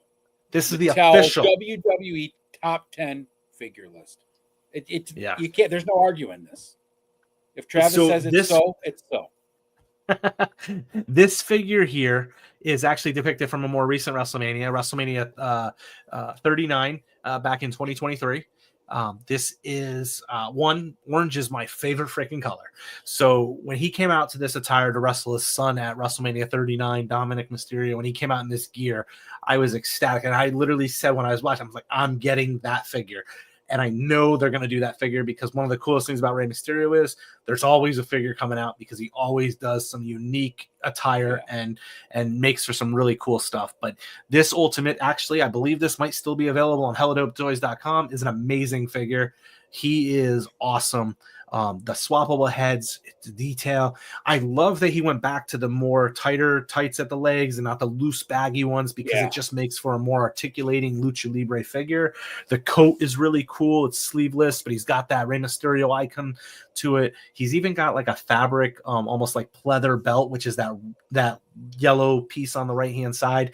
I didn't even realize that was an attachment or it wasn't like sculpted on him when I first got him until I opened it up. But this is an amazing figure, and they actually came out with Dominic's figure from that WrestleMania 39 match in the same release, so I did get both of them, and they both were really, really good figures. But this one is my top 10, number 3 overall, but he's my number 1 Rey Mysterio. And Endless, I could do a top 10 on Rey Mysterio. I know the top 3 I'd list off right off the bat. I actually had 2 Rey Mysterios on this list originally, and I pulled one of them off and just stuck to this one. But one of the other ones is an Ultimate Rey Mysterio also. It's an exclusive, which I've not been able to get my hands on, that I'm still looking to get. So, top 3, Rey Mysterio, awesome. He's been wrestling a long time, too, man. Since I was a kid, dude. 94, 95 is when he started wrestling. So he's over 30 years, man. Yeah, been a long time. I remember seeing him when I first, got back into wrestling after being out of it for a while. It's like, yep, been around forever, dude, forever. Yeah, all right, we're getting down to the nitty gritty now, dude. What do you got for number 2? Number 2. This is number 2. So, making his second appearance on a list, but this time by himself. The bad guy, Razor Ramon, Ultimate Edition. This is depicted back from 92, right, summer, August time frame. Comes with the vest, comes with multiple hands, has the 2 thumbs, because he always used to do this little like taunt where he'd point to himself, but he has like the toothpick in the mouth look. And I was just going to ask, does he have the toothpick in the mouth? Because he's got to have that. I don't know if it had the toothpick in the mouth, to be honest. No, I don't think it's there, but it looks like it's there. Oh. So, but he's got the expression as if he does, at least in the head sculpt that I have him on right now. And then, he's got the gold chain, he's got the belt. Unfortunately, it's not the WrestleMania 10 figure, but it's an awesome figure nonetheless. And I love this figure, and it was the first one of the first Ultimates that I got. But comes just from that time frame. Some of my favorite guys were from that early 90s, WWF days. So, well, just before the Attitude, it'd be the Superstar. Right when it's just started turning to that time frame. Yep. Beginning. Yep. And I mean, I got this one. I'd still say the one on the screen. I may have looked at this one and considered it, but I give it to the Razor figure, not the Scott Hall one. Even though this one's pretty cool, this is what kind of why I opened that up today, because I wanted to take a look at it in comparison. But yeah. This is a great figure. He's I always liked Razor Ramon. I always thought he was funny. I mean, like some of the stuff they did back then, of course, wouldn't fly anywhere near nowadays. But oh no, not at all. Such they did a great job. Such a stereotypical, New York City Bronx tough guy. Well, he was supposed to be kind of like a Cuban mafia type, right? Drug cartel character for sure. Right out of like Miami area and stuff. Yeah. Yep. All right. And I got my number 1. Anybody got a guess on who my number 1 is? Yeah, I'm going to guess. Hold on. Go for it. Well, I would say that it has to be a Shawn Michaels. But since Shawn Michaels has already appeared on the list, but he was with a 2-pack. So I'm saying it could be a Shawn Michaels because I know how much you love the Shawnster. But my other guess would be a classic like either Flair or Piper. So those aren't bad. guesses, but it's definitely not Sean or Piper. Or, I'm sorry, not Rick or Piper, because they wouldn't make my Mount Rushmore ever, just because they wouldn't. But you So hit it it's on gotta the be head with the first one. Undertaker. It's Shawn Michaels, man. Oh, It's Shawn yeah. Michaels' second appearance. I just unboxed this last week. This is my childhood. I had to figure. I Well- pretty much was sure that it was going to be Sean because I know how much of a Sean fan you are. But 12 years old. It's the only figure that I didn't get once, but I got twice. Because I've got him in the box here to keep, and I've got the one that I opened on the shelf there. He just hasn't been moved up to the top shelf there because he's got the zip line and whatnot. But this is the special, again, another Matty Collector one, exclusive through their Matty whatever. I don't know if it's Matty Collector anymore or Mattel's Collectibles, whatever. But had to order it directly through them. It was their San Diego Comic-Con exclusive that they announced last year for 2024. Awesome figure. His WrestleMania 12 gear. It's when he won the world title, the WWE title, against Bret Hart in the hour-long Iron Man match. They've got, all of the, they've got the extra ponytails for after when he wrestled and his hair was, down and up, and the different styles. They've got the zip line, which has a rope to it. They've got the separate hands, so you can swap that out. So you can have him holding the belt in his hands afterwards. You can do a great job. Go check out Realm of Toys. He's done some good figure poses with this already. Yeah. But definitely my number one because of my favorite wrestler and because they did an amazing job with this figure. Really, really happy with this. I couldn't ask for them to have done a better Shawn Michaels Ultimate. There is one attire that I'd like to see from Shawn Michaels. Blue tights, Intercontinental time frame, but this one hits the mark on the WrestleMania 12 and that big title match. So great job. The only thing they could have done better is a 2-pack with Bret Hart for it. why not make Mr. the T list? did not make it, but he is on my shelf up there. All right, He's I'll let that slide as long as he's on the shelf. He's up there with Hogan and right next to Hogan and the two Muhammad Ali ones that I have up there. I'll let it slide. Yeah. You got to get Sean on there twice. Yeah. He did. Roll Keeper finally showed up. Oh, thanks, brother. Replay, brother. Thanks for stopping in. And so Endless Fate was asking about why no Chris Jericho. So this is a tough one. You just made the list. And there's a future show, depending on how well this one goes over, how many people enjoyed it. There's a top 10 what needs to be made Mattel Ultimates, because Ultimate line is my favorite line. But Jericho, I do have a figure that I recently acquired from a toy show locally, from a guy who had been keeping his eye out for me. But unfortunately, I don't have an Ultimate that I am truly in love with, and the elites that I've been able to get my hands on. He's just played such a varying amount of characters.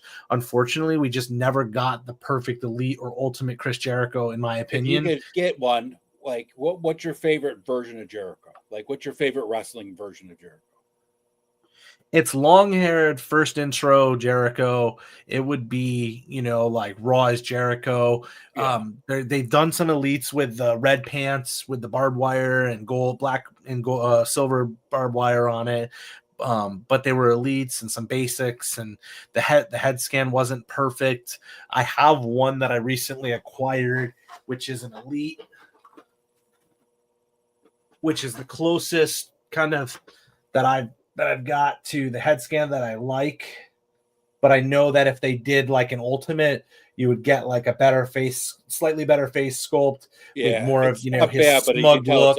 It's off a little bit. Yeah, it's not perfect, but there's this one which is going to be my placeholder on my ultimate shelf up there. Yeah. But unfortunately, he's not with the WWE right now, so they don't have his licensing. I need them to get him back to the E before they switch licensing or whatever at some point, because I would like to see Jericho in Ultimate for sure. He would have made my list for sure. He would have made the list. Yeah. And anyone who follows wrestling gets the point there, because Jericho has his list. But he would have made the list for sure. That was one of my favorite gimmicks for a while. Yeah. He delivered that line so perfectly. It was just you're on the list. That's right. So that's a great top 10, dude. Yeah. I learned a lot about wrestling that I didn't know. I mean, most of the characters, except for the very first one, I knew the wrestlers, right? I don't know. And that was just because the deco that they did Right. on there, and the Hey, painting and the it's your beard and list, everything. They did an amazing your job. list. No, it's I the just, list. yeah, it's the list, right? That's what I'm saying. But yeah, I mean, it's a great list. Definitely like the accessories and stuff. I never owned a Mattel wrestling figure until I bought. Luke bought me the Mr. T for a birthday present a couple years back when it was still out, you know. And, You also had the local Saratoga boy there too, the Matt Riddell one, right? I got him after I got the T figure, but I never realized, like, whenever I saw them in the stores at like Walmart and stuff, I always saw like the basics where the articulation wasn't, that great. And so I never looked at like the other figures because I figured it was just like repacks of those figures with more accessories or different art deco, right? And then Yeah. Luke got me the Mr. T, and I was like, damn, this has got a lot of friggin' articulation, and it's really nicely done. Yeah, they've come a long way with their articulation, and when they went with the more true scale figures with the Mattel, and they moved away from the Jacks, because even the Jacks, they had their deluxe, they had some articulation, but the bodies were a little lanky. The arms and legs were a little longer than they needed to be able to allow some things because they didn't have the articulation points in properly. But because the scale of the bodies they went with the elites and the ultimates and even the basics, the figure functionality is much more appropriate.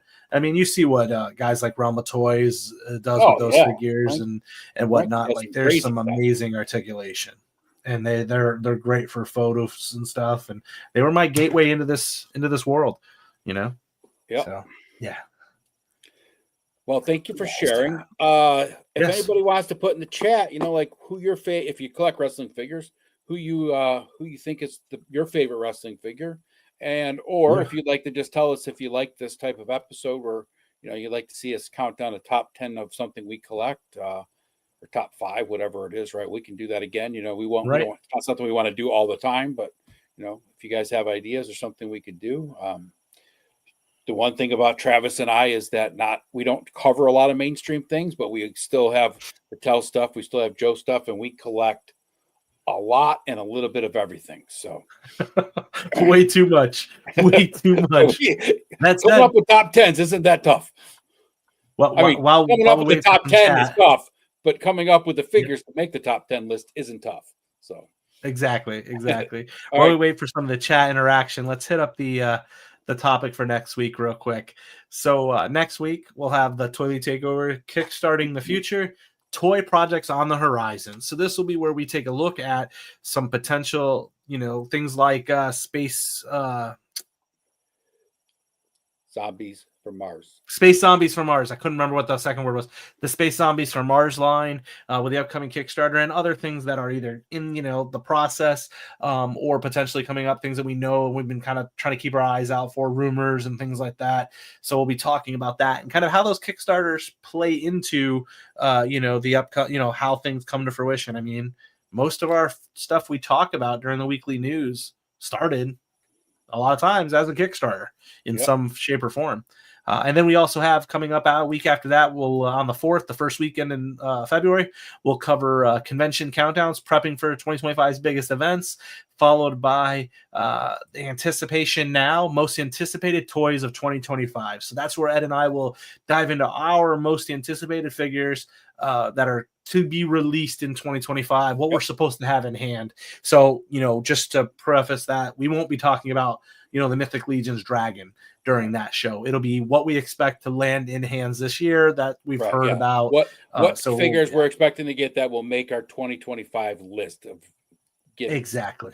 Real quick, though, talking about cons, if anybody's interested, there's an episode of ours. I can't remember what number it was, but we did a getting prepped for cons. So if you want to go back and watch some of the things that Travis and I covered as a guest and as a vendor at the cons, some of the things to think about and bring and prepare for, it's back in the history.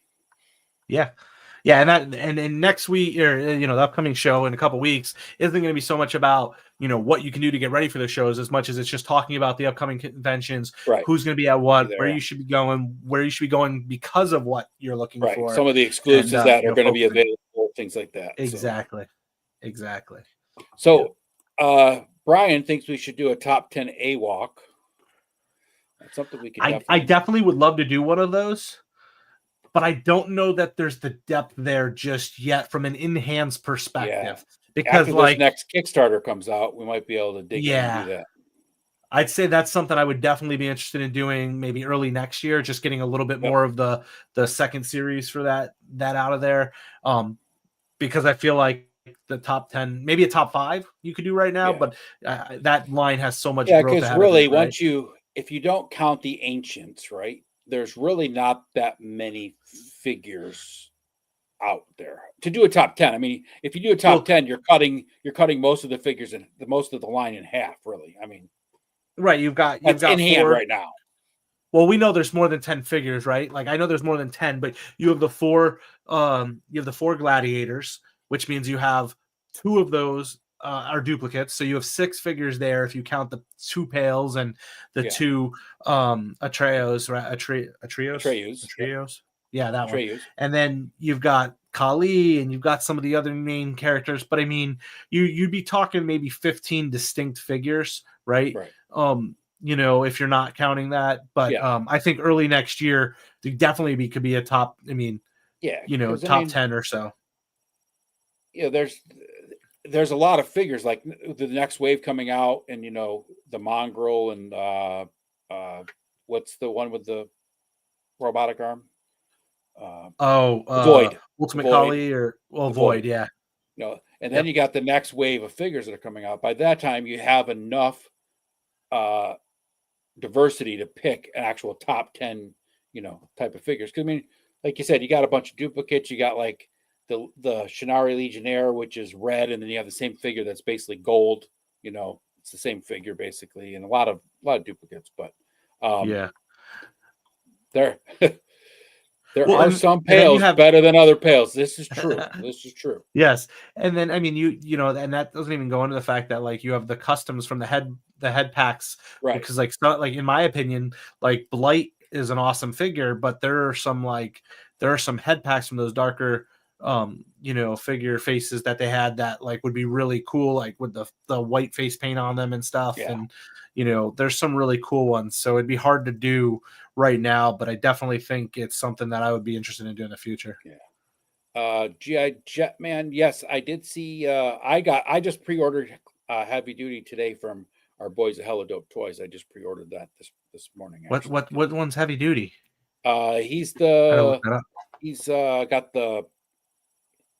He's like what everybody thought the one version of Roadblock was, but it wasn't. It was Roadblock in a different costume. But Heavy Duty's got like a double over shoulder, like machine number gun 150. Harness, okay. Machine gun harness. Yeah. Oh, that's a cool. Good idea.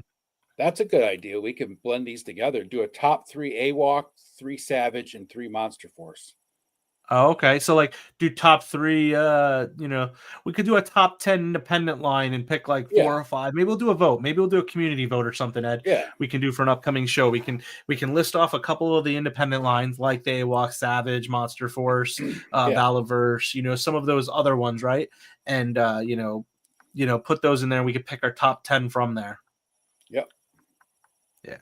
But that Heavy Duty looks cool, man. I like he's a cool looking cut off shoulders and stuff. Yeah, I like the fact that they gave him like the head with the backwards hat and then the standard head, and they both the heads look really good. This was the most recent one that I got for the classifieds. Which one? Believe it or not, it's a wrestler. Oh, Slaughter, yeah. Yeah, I got the Slaughter in the blue for the Slaughter Marauders. Yeah, I got that one for Christmas from my mom, I think, actually. But the thing with that is I'm not completely out of it. My son said I cannot get rid of my military figures.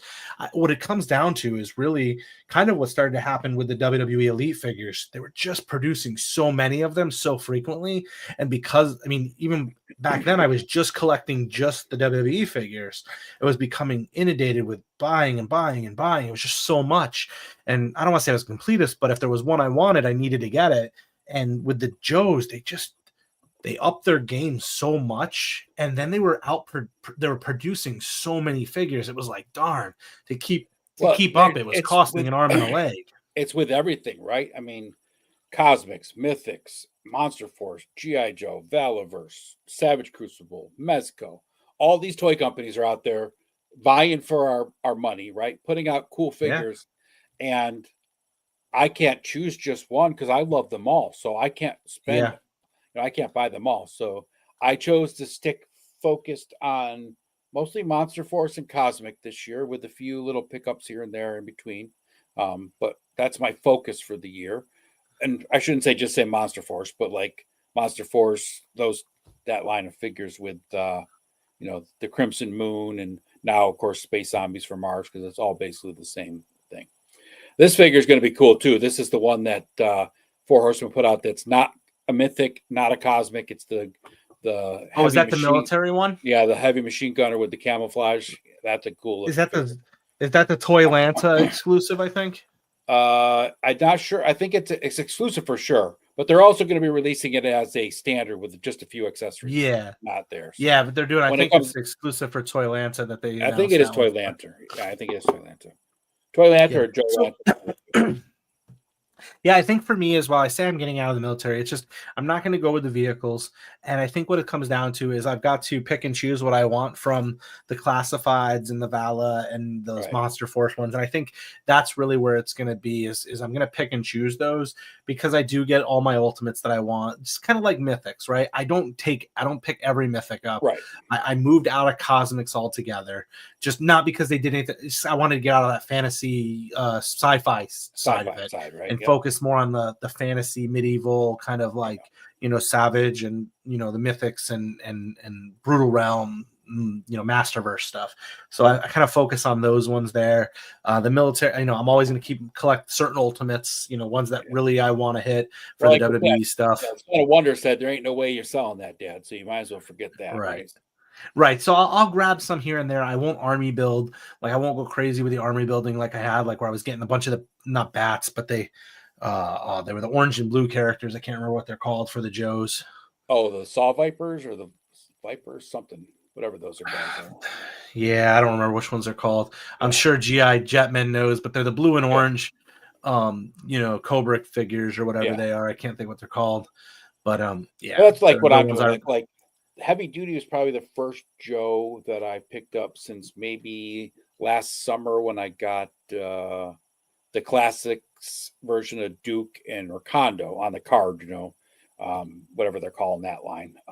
Right. I haven't bought any Valaverse, but I wasn't really crazy about any like the Arctic looking dudes that he came out with, so I didn't buy any of that. I don't really collect female figures, just because I don't, and so I haven't really bought a Valaverse in a while. So I pre-ordered Heavy Duty from Classifieds today and Colonel Siege from Valaverse today from our Hella Dope. So yeah, I got Series 5 coming at some point for those. Yeah. And I did get Siege, and I did get I got the big guy there. I want to get Atlas too, but Atlas. We'll see if I decide to get him or not. I haven't decided yet. I passed on a couple things and whatnot, but I mean, I have so many of those, and I mean, literally, I got the corner of my room here is like boxes of that stuff I need to open up and get on display here shortly. Like Brian says it best right here, right? There's so much military stuff out there that it's hard to just keep piling them in. Besides money, it's room too, right? And he got like right now, I have a ramen van coming in, the first quarter of this. Those are nice. I got a ramen racer coming second quarter of this year, and I got the Vamp, and I would love to get that Zika Toys Misery Machine they just started promoting with Ramen Toys. It's the one that looks like the Mystery Machine, but it's called the Misery Machine. The Mystery. I'd love to get that, but I don't need another van. Pricey. Yeah, so pricey. That's a problem. Not that it's outpriced; it's just expensive. You start adding all that up together, right? And then, of course, I want to get the Dragon. So I mean, it's like the Dragon. That's a lot of room, a lot of real estate being taken up, right? On top of the fact that I have a dial that takes up, a 3-foot cube space in my kitchen. I built that castle dial that takes up, it's like 3 foot by 4 foot by 2.5 or something like that. I mean, it's just My wife did tell me 2 weeks ago I could move my office to the basement and take over the other section next to my printers and stuff. And I've strongly been like, oh man, it gets cold down there. I feel like I'd never come out of the basement and stuff. And I mean, I got you come out there, look, TV down there. mole eyes and everything. Yeah. Oh, sunlight. I like my office up here where it is on the second it's floor. nice too, if I go because into the basement, son of wonder needs to pop in, or the wife needs you exactly right there, right? It's nice. But I could have the dial set up down there. That's the nice thing about being me, is that I have, I live by myself. Well, my son lives with me, but he's just as much into toys as I am, almost. So I mean, right. I have figures all over. I mean, every room in my house has a toy in it. The dragons might force me into the basement, though. I don't know, man. It might happen. Yeah. We'll see. But yeah, I'd probably be moving some of my Joes and my classified, just the duplicates and stuff where I have army builders and things like that, kind of shifting away. I know there's a lot of wants for a lot of those guys, and going over that, Well, like you said. Black Knight. Yeah, we'll start over, buddy. Yep. Now that you're here. All right, hit the intro. Okay. What's up, Aaron? Good, dude. Yeah. Was there anything you wanted to call up from the chat though? I know we kind of interacted with folks. We pretty much already brought up the whole chat. Let's awesome. just bring up his name to make him feel warm and fuzzy. We don't want him to, feel left out, because we're not so big that we need, we don't have super chat yet, so we read everybody's comments still. Right. Yeah. Yes, Brian, we know that you have a problem with your AWOCs, okay? And it's a good problem to have you have, right? Well, that's one of the things that's going to make it easier for me right now, is that I paid for the, I already paid for my AWOC, like for the next dozen series that they're going to come out with. So like, I'm not going to have a bunch of stuff to buy there. Let's just make people cry. How many Kickstarters all-ins did you back? I double backed it all the way. Why? I double backed it all the way. Because you were no sleep for Mamba. Yeah. Right. Is it because highly articulated kept bothering me? Yeah, that's why. Yeah, that's why. Yeah. It's highly articulated. It's all his fault. I blame him. But I'm good, man. That's all I got. I appreciate everybody coming in. It's been fun hanging out with you. And we'll get a community tab survey set up so we can do a top 10 of like all the independent lines together and just pick our favorites from all of them. Yeah, that'll be cool. We can do it like we did last week with the top 10 for the year, just 5 and 5, and walk it through. Yes, sir. Awesome. So anything big going on this week? Hanging out with Punk with Toys on Thursday, probably? We got Punk with Toys on Thursday, and we got Rad Nam on Friday night late with his late night crafting show, which is cool. Anybody interested in building dios, want to learn some techniques and stuff, these two guys right here are almost always in the chat with me over on Rad Nam's crafting show. The Briscoe and Troy Dotson are always there. Okay.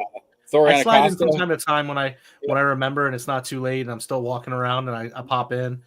Dorian Acosta, who was here earlier, is always popping in there, and then Fat Red Food too. Those guys are always in the chat. It's a nice little, chat's not big, and there's a whole bunch of, the 10 to 12 guys that are in there. We're all chatting back and forth, give each other tips, help each other out. So it's good.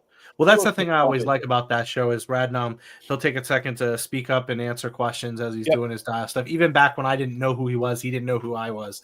Right. He would answer questions in the chat and stuff for that, which is as awesome of a dial maker he is. It's cool to check out. Yeah. And then of course Saturday night, Clubhouse on Oz's show, and then Punk on Monday, and then back here Tuesday for all 4 weeks of this year so far. Yes, sir. Good deal. Just roasting it. Well, we do that too, but it's all good. It's all in good fun. And as Todd Troy says, it's definitely a motley crew over there, but it's a good time. Cool. So. Good. So then we have ToyLeet next Tuesday. That's where I'll be. I'll be in the chats from here to there. Yeah. Not always on screen, but definitely in the chats, listening in, keep in touch with folks. So and next Friday is my birthday, so I'm accepting gifts. So anybody that wants to send me gifts for my birthday, you already have. I appreciate you, brother. I absolutely. And what he means by gifts is find him on Instagram and send those really corny GIFs. GIFs. Where that's what he's talking about. Yes. So awesome. On that note, thank you for the Legion's 2-pack, dude. That was awesome. I appreciate it so much. Absolutely, man. Happy I could send it out to you, brother. Awesome. That said, next week kickstarting. Thanks, Aaron. Appreciate it. Nice. Kickstarting the future. Toy projects on the horizon. Check us out next week. And until then, stay wonderful. Hang out now, but remember this. Let your toys breathe, let's do this. Toys on the desk, it's the new habitat. ToyLeet Takeover, we're loving that. It's a step high in the air where it's at. Everywhere's a playground for Mr. Wonderful. In the office, living room, let them breathe. Action fix hit the trail through the mud and undersell. It's the ToyLeet life beyond the shelf we prepare. Figures and cents in perfect place with hexes stacked beyond the space. From battle scenes to epic quests, our collection's always at its best.